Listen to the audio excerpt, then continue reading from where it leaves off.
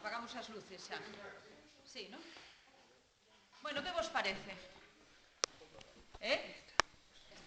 Extraño. Moi ben, moi ben. Esa é a resposta que temos tantas veces ante as experiencias ca arte contemporánea, ¿no? Que nos deixan así un pouco descolocados, ¿no? Sí? Bueno, vos conto o que está previsto. Ben, o que está previsto... Baixa un pouco, ponte de lado, porque senón non me ven. O que está previsto é o seguinte. Vamos a ver. Claudia Brenya vai vir a dar unha charla para vos os cuartos a terceira hora. E a cuarta hora será para os segundos da ESO, que en Educación para a Cidadanía tamén van traballar este vídeo. Entón, cuartos, segundos e primeiro de bacharelato de antropoloxía, estamos traballando todos este material e pensando sobre isto. Entón, a idea é que ao chegar pola mañán o venres este no instituto unha instalación feita con todas as vosas batas. Cada un de vos ten que coller unha bata, buscala, a bata da túa avoa, vas á aldea, colles a bata, si non teño aldea, pois teño que buscarme a vida, e teño que buscar unha bata, escoitade, logo vemos os problemas. Entón, por exemplo, pois eu coñezo a señora que limpa as escaleiras na miña casa, que ten unha bata, pois pídolle a bata, vale? Entón, e se non teño bata, podo comprar unha, que xa me queda. Nun mercado, en todas as feiras, en todos os mercados, hai batas que costan 3, 4 euros, é unha cousa barata. Claro, ao mellor o babi de punto xa costa máis, bichedes que hai o babi de punto. Bueno, entón, que facemos coa bata? Cada bata ten todo un poder simbólico. Entón, a idea sería que cada un de nós escribamos unha historia desa bata. A historia pode ser real, contar a historia real da muller que hai detrás desa bata, de todo o que conta esa bata, porque a bata pode contar moito, non? Entón, ponernos nos en plan escrita literaria, imaginativa, tal. Quen conta? Conta a bata, conta a muller que está dentro da bata, conta o fillo desa muller ou a filla, o marido, conta un xornalista que ven de fora e ve a unha muller cunha bata aquí. Bueno, eso xa, a vosa capacidade narrativa e creativa pode dar de sí moitas ideas. Entón, a idea é que para a clase de ética fagades este tipo de escrita. A facedes e Antón vai coordinar tamén con vos, ti lle das galego tamén a estes, non? Antón, que eu como non teño apenas clases con eles, Antón logo pode traballar con vos todo este tema da escrita do relato. Entón, bueno, logo entramos nos pormenores. Vos vou contar todo en xeral para que vos fagades unha composición. Entón, temos as batas, cada un trai unha bata e, aparte de meter o escrito na libreta de ética, tamén mete unha copia dese escrito no bolso desa bata, no peto. Entón, que facemos? O venres 5, están aquí todas as batas, que é mellor que as traigades xa o xoves, porque o venres as colgamos, facemos unha instalación aquí na entrada.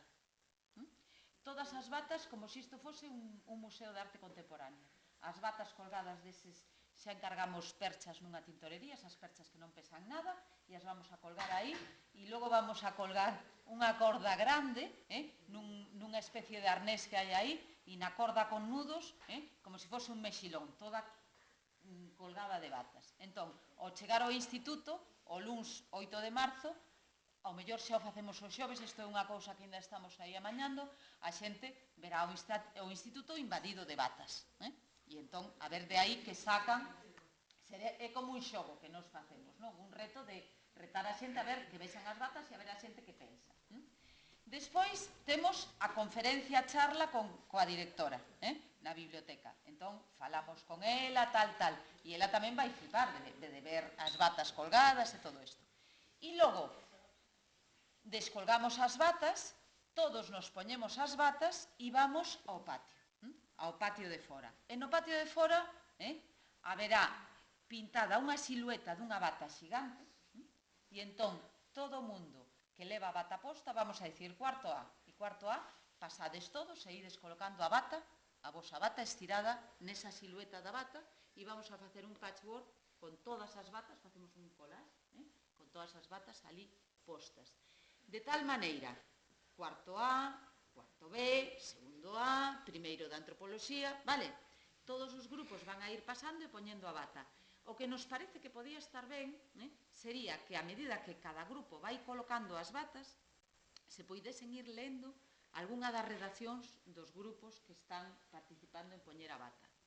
E hai quen di, me estaban dicindo agora que hai un grupo de xente que quere cantar esta banda sonora da Teño unha bata de cal, que fose esa música sonando coa música original e coros cantando esa música e aí fora facer todo este performance. Gusta vos estas ideas? Sí? Bueno, pois agora estamos abertas a que nos contedes si vos apetece colaborar. Eso é o primeiro. Como se llama? Como se chama que? Ya está. Entón, si vos apetece colaborar, colaboramos como todo o grupo, tanto diversificación como cuarto A, o sea, cuarto A enteiro, e a cousa é traer a bata, traer a historia da bata, e despois, na última hora, entón, sería importante que garantírades que non tedes examen nin a terceira, que será cando teñades a conferencia, nin a sexta, que cando temos a cousa de fora. Vale? O temos libre de exames? Pois, termade que non vos poñan ningún. Ok? Que máis? Que máis se vos ocurre? Antón, que? Estou pensando, a mí gustaría preguntarlle a calquera, agora, así, a bote pronto, despois do que vimos, que representa a bata? Por exemplo, Fabio, a bata? O sea, a bata, xa vos dades conta que é un símbolo, pero un símbolo de que? Con que podemos, con que conceptos, con que elementos da historia podemos relacionar ese símbolo da bata? Estamos falando, ademais de que imos facer unha actividade que conmemora pois, o Día da Muller Traballadora. A ver, que se che ocorre? Bueno, lexinte a ti como podía lexir a calquera outro. A ti, de repente, que se che ocorre? A bata. Que ideas podemos relacionar coa bata? Bueno, fala como elas. Bueno.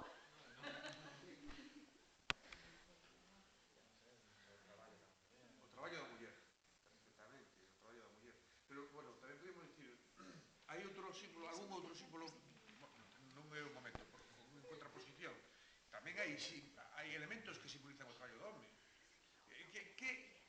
Que parangón, o sea, ou que comparación, que outro vestimenta do home pode relacionarse co da muller, coa bata, vamos a ver. Porque os homes tamén, cando van ás fábricas, tamén levan algún tipo de vestimenta, non? E como se chama? Os monos, sí. A funda que lle chaman en Citroën. As fundas, non? Normalmente iso simboliza tamén a vestimenta do home, non?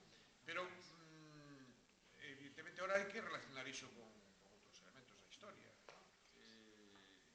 Que o home prácticamente a funda utiliza na fábrica, nada máis, non? Pero que a bata está permanentemente posta nunha muller, nun domicilio, vamos, nunha casa bueno, galega neste caso, e bueno, en outras partes do mundo, non? Non só para traballos para a casa, senón para traballos na casa, non? A muller está coa bata posta sempre.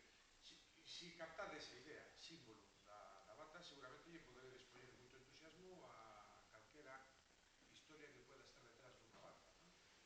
Historia doméstica, familiar, de a creación, e incluso